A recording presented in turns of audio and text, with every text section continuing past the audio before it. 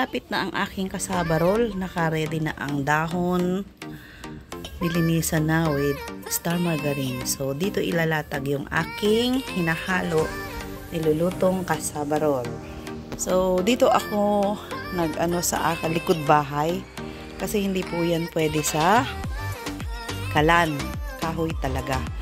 So, ayan ang aking niluluto. First color is yellow. Then, second is red. Almost done na, guys. Medyo tiyagaan nga lang, pero specialty po ito ni Menabik Dumpit. Ayan, so dito sa aking likod bahay ko talaga siya prepare kasi mahirap pong lutuin sa kalan yan. Nagsisira siya ng kalan. Oh, malapit na.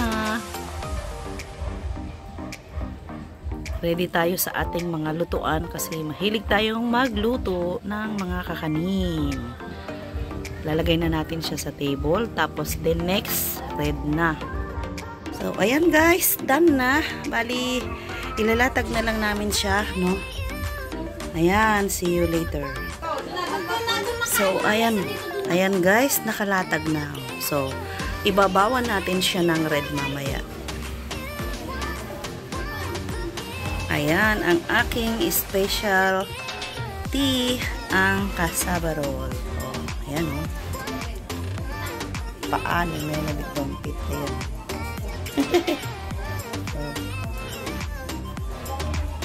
Kaming mga apo, kumakain na sila ng lunch. So, see you later. Ayan, almost done na guys ang aking kasabarol. Kasi hindi talaga siya pwede sa kalan. Magsisira siya ng gas stove. Kaya dito siya para hindi mainitan ng lola. Hinay-hinay lang So nilalagyan ko siya ng takip na ganyan. Hinay-hinay lang ang apoy. Oh, hindi tayo mainitan. Kasi hindi naman as in maraming kahoy. Hindi po siya pwedeng lagyan ng marami kasi maaano yung pagkakaluto. So, kailangan hinay-hinay lang.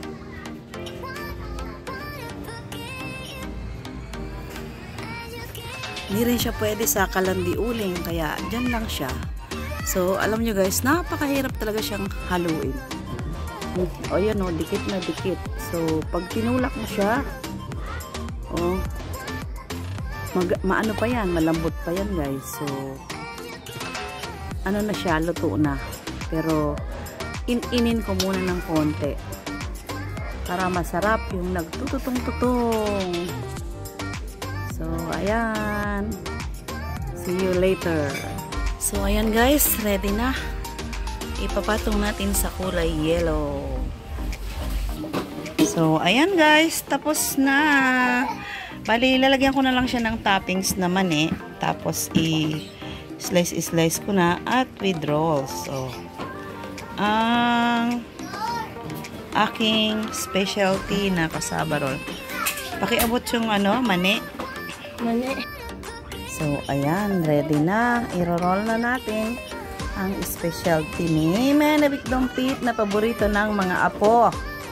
Ayan. Oh.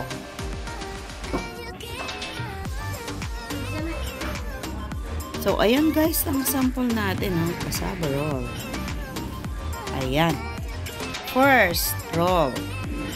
So, ayan guys. Oh, diba? Tikim na kayo. May maliit, may malaki. So, swerte nung makakakuha ng malaking hiwa.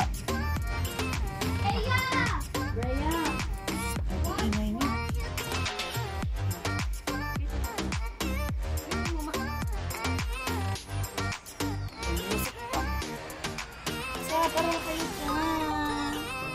Ayan. Up. Oh, Merry Christmas. Merry Christmas. Oh, ho, ho.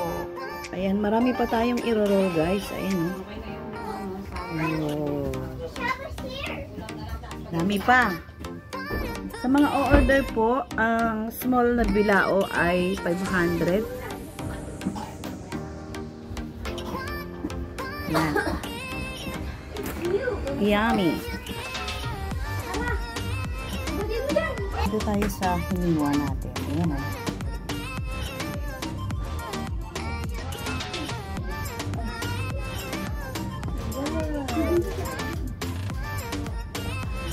Yan, hindi pa rin tayo tapos maghiwa guys. Ayan o. Dahil matrabaho ito, no? So, meron na tayong nahiwa dito. Nakakailang piraso na. Yung una is malalaki. So, ito sa ilalim. So guys, oh, ayan o. Taran! Oh, diba?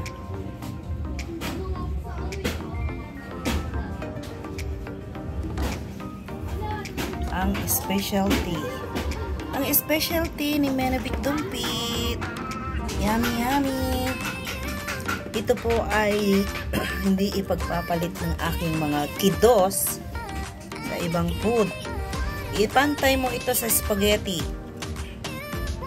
Mas mauunang maubos ito kaysa spaghetti. Kasi guys, ano to?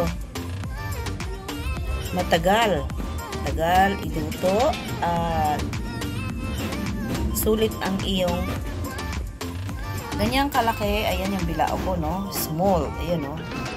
Ay 500 po yan nung ako'y nagpapa-order pa. So, ang aking mga client dyan dati ay mga taga Lafarge, yung sikat na pagawaan ng company ng simento. Yan. Dahil mga engineer, kapag ka may occasion, yan, gusto po nila yan. Sa mga gustong tumiki, meron man tayo ditong ayan, ng mga slice. Ito. Ayan. Oh. Come on.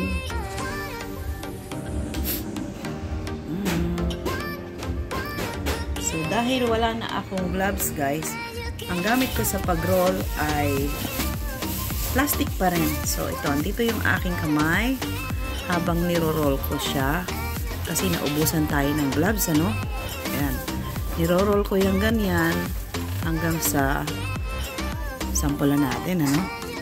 Ayan.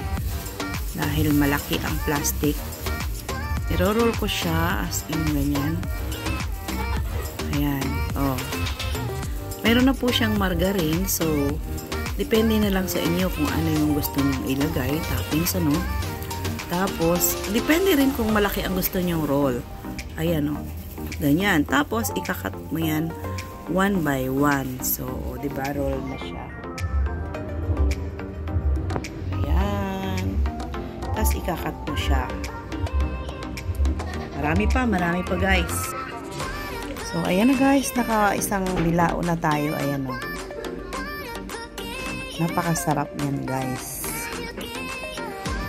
Hindi ko na pinakita kung paano gawin kasi mahirap po dahil kagabi is sarado na yung gilingan, ano? So, ang ginawa namin, meron kaming pang giling ng karne. So, doon na lang namin giniling ang kasaba. So, tapos hinuluan ko ng gata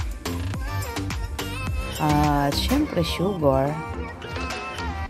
Kung sa mga gusto ng may buko, pwede rin. May star margarine, depende kung ano yung gusto nyo. Ayan, tapos yung lagyan muna ng topping sa ibabaw bago hiwain at i-roll. So, kapag na-roll na, ito na po yun guys. Dahil meron tayong sobra, ayun, hindi ko muna yan tinanggal kasi mamaya kung may sobra dun sa susunod na hiwa, ayan, slice, pagdudugtungin ko yan tapos i-roll ko ulit. So, wala siyang sayang. Yan ang ating cassava roll. Diba? Oh, cassava roll.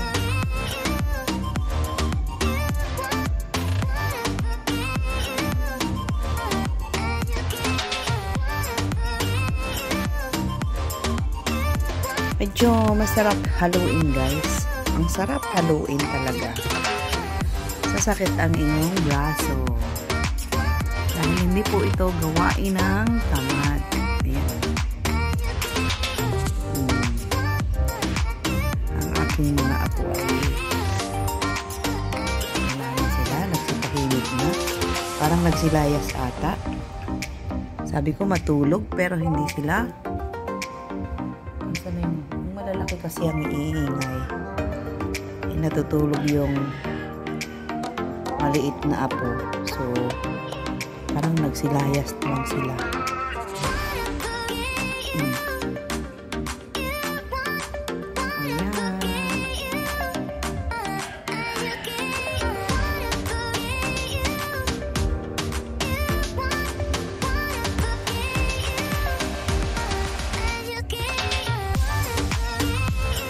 Yung maliit na binuro. Ayan ang toppings dyan.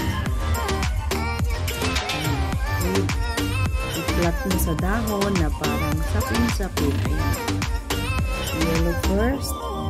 Then second is red.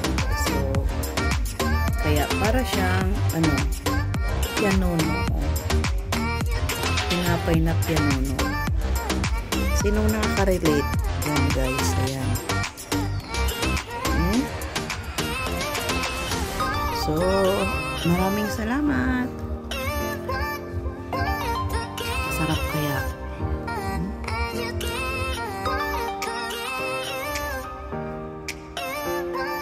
Ayan, ang bango-bango. Ang bango-bango.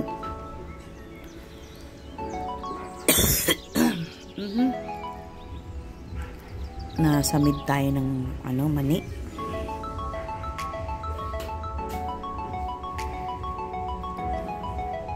So, ayan. Thank you guys. Sarap.